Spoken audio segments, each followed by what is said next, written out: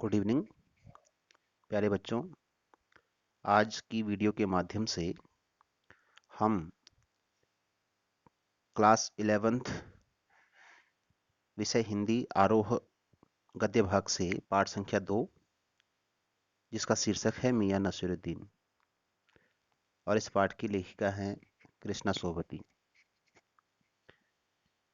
कृष्णा सोबती जी का जन्म 1925 ईस्वी में पाकिस्तान के गुजरात नामक स्थान पर हुआ। इनकी शिक्षा लाहौर, शिमला और दिल्ली में हुई। इन्हें साहित्य अकादमी सम्मान, हिंदी अकादमी का सलाहकार सम्मान और साहित्य अकादमी की महत्तर सदस्यता सहित अनेक राष्ट्रीय पुरस्कारों से नवाजा गया। कृष्णा सोबती जी ने अनेक विधाओं में अपनी रचनाएं लिखी हैं। उनके कई उपन्यासों, लंबी कहानियों और संस्मरणों ने हिंदी के साहित्य संसार में अपनी दीर्घजीवी उपस्थिति सुनिश्चित की है। इनकी रचनाएं इस प्रकार से हैं। जो उपन्यास लिखे इन्होंने, उनमें है जिंदगी नामा, दिलो दानिश, ए लड़की और समय सरगम। कहानी संग्रह में डार से बिछुड़ी, मित्रों मरजानी, बादलों के घेरे और सूरजमुखी औधेरे के। और शब्द चित्र या हम संस्मरण कहें, इनमें है हम हसमत और शब्दों के आलोक में। यहाँ जो प्रस्तुत पाठ मियां नसीरुद्दीन, ये कृष्णा सोबती जी के हम हसमत संस्मरण के क्षेत्र में एक विशिष्ट स्थान है। कम लेखन को विशिष्ट लेखन मानने वाली कृष्णा सोबती ने अपने सीमित लेखन के बावजूद अनेक कालजयी रचनाएं लिखी। भारत पाकिस्तान पर लिखी उल्लेखनीय रचनाओं में यशपाल के झूठा सच, राही मासूम रजा के आधा गांव और भीष्म साहनी के तमस के साथ साथ कृष्णा सोबती का जिंदगी नामा एक विशिष्ट उपलब्धि है। साहित्य अकादमी सम्मान, सलाहकार सम्मान आदि से सम्मानित कृष्णा सोबती ने अपनी साफ सुथरी रचनात्मकता से एक नया पाठक वर्ग निर्मित किया है। कृष्णा सोबती के भाषिक प्रयोग में भी विविधता है। उन्होंने हिंदी की कथा भाषा को एक विलक्षण ताजगी दी है। संस्कृत निष्ठ तत्समता, उर्दू का बागपन और पंजाबी की जिंदा दिली, ये सब एक साथ उनकी रचनाओं में मौजूद हैं। अब जो पाठ है मियां नसीरुद्दीन, इस पाठ के सार की ओर चलते हैं। और इस पाठ में उन्होंने एक व्यक्ति का शब्द चित्र यहाँ पर प्रस्तुत किया है। इस पाठ के नायक हैं मियां नसीरुद्दीन, जो नानबाई हैं। नानबाई का अर्थ होता है रोटी बनाने की कला में जो माहिर है, उस्ताद है। इसमें खानदानी नानबाई मियां नसीरुद्दीन के व्यक्तित्व, रुचियों एवं स्वभाव का शब्द चित्र खींचा गया है। मियां नसीरुद्दीन रोटी पकाने की अपने खानदानी महारत को प्रकट करते हैं। वे ऐसे व्यक्तियों का भी प्रतिनिधित्व करते हैं जो अपने पेशे को कला का दर्जा देते हैं और श्रम पूर्वक सीखने को असली हुनर मानते हैं। इस पाठ के कुछ बिंदु हैं, उनके आधार पर पाठ के सारांश को हम समझेंगे। तो पहला बिंदु यहाँ पर है कि लेखिका से मियां नसीरुद्दीन की मुलाकात। कि कृष्णा सोबती ये पत्रकारिता के क्षेत्र से जुड़ी हुई थी, सो अपने पत्र के लिए उनको एक इंटरव्यू चाहिए था, साक्षात्कार चाहिए था। एक दिन दोपहर में लेखिका जामा मस्जिद के निकट बसे पुराने गड़ैया मोहल्ले से गुजर रही थी। एक अंधेरी सी साधारण दुकान पर ढेर सा आटा सनते देखकर कुछ जानने का मन हुआ। तो पता चला कि वह 56 किस्म की रोटियों के उस्ताद मियां नसीरुद्दीन नानबाई की दुकान थी। मियां अंदर ही बैठे बीड़ी का दम ले रहे थे। उनके चेहरे पर गहरे अनुभव की झलक थी और आंखों में चुस्ती और चतुराई चमक रही थी। इस पाठ का जो दूसरा बिंदु है वो है खानदानी पेशे पर अभिमान।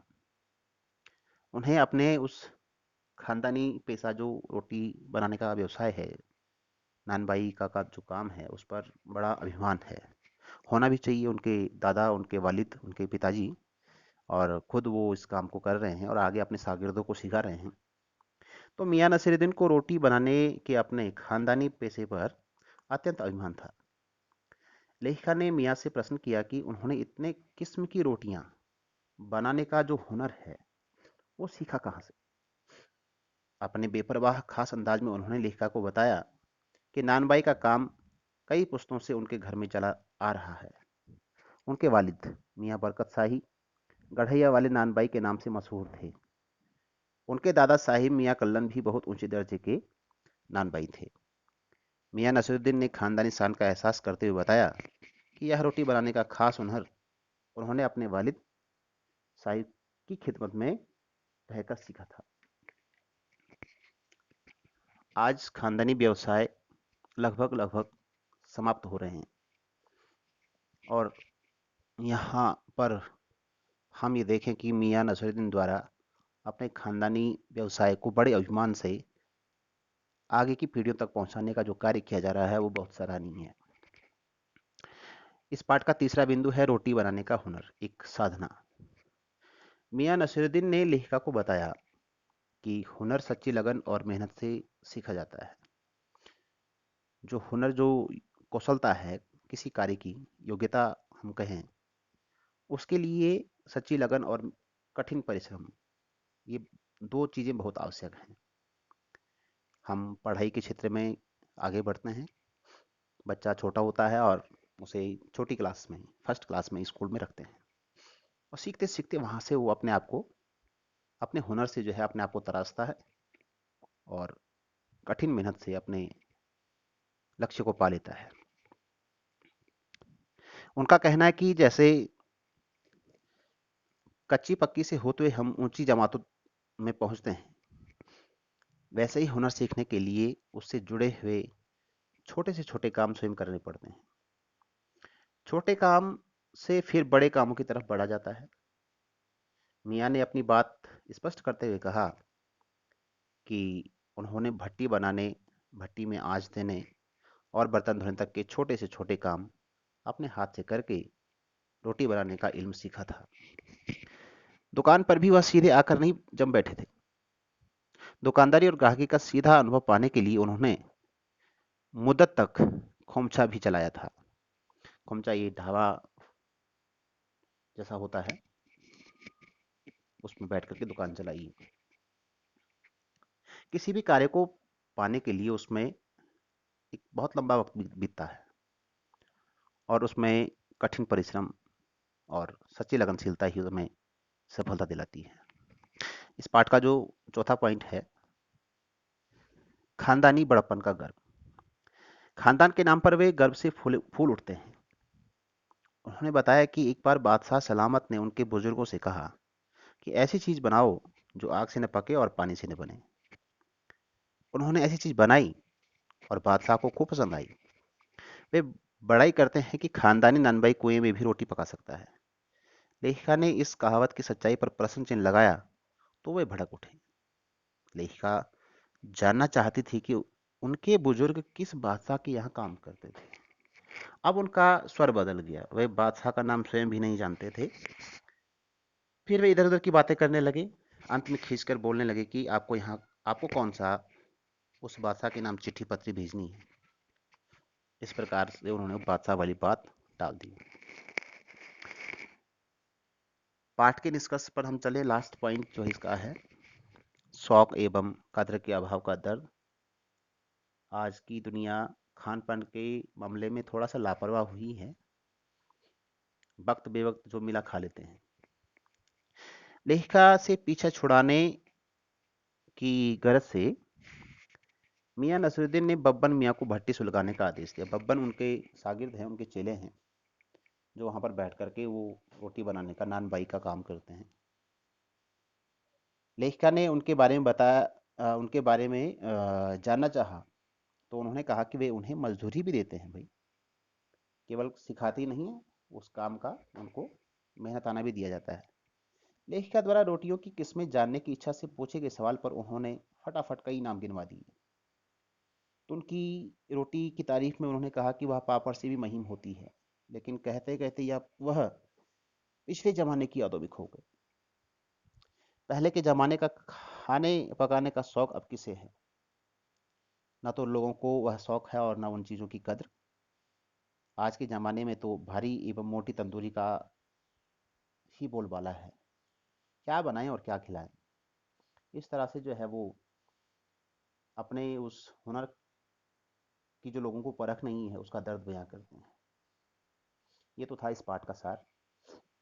लेकिन हम थोड़ा सीखें इस पाठ से। सीखने वाली बात यह है कि हुनर, कौशलता, योग्यता हम कैसे अर्जित करें। हमारा कोई भी क्षेत्र हो जीवन का, अगर हम उसमें सच्ची लगन और कड़ी मेहनत नहीं करते हैं तो शायद हम उस मंजिल तक नहीं पहुंच पाएंगे। जैसे एक मकान के लिए नींव का पत्थर ही सब कुछ होता है। जितना मजबूत नींव का पत्थर, उतनी मजबूत ऊपर की मंजिल बनती चली जाती है। तो हमें मियाँ जी के चरित्र से ये सीखें कि कठिन परिश्रम और सच्ची लगन से ही हम जीवन की पथ पर बढ़ें, तो जो हमारी जीवन की जो मंजिल है वो बहुत सुदृढ़ होगी। उसमें सफलता होगी, कामयाबी होगी और खुशियाँ होंगी। ये इस पाठ की सीख थी। धन्यवाद।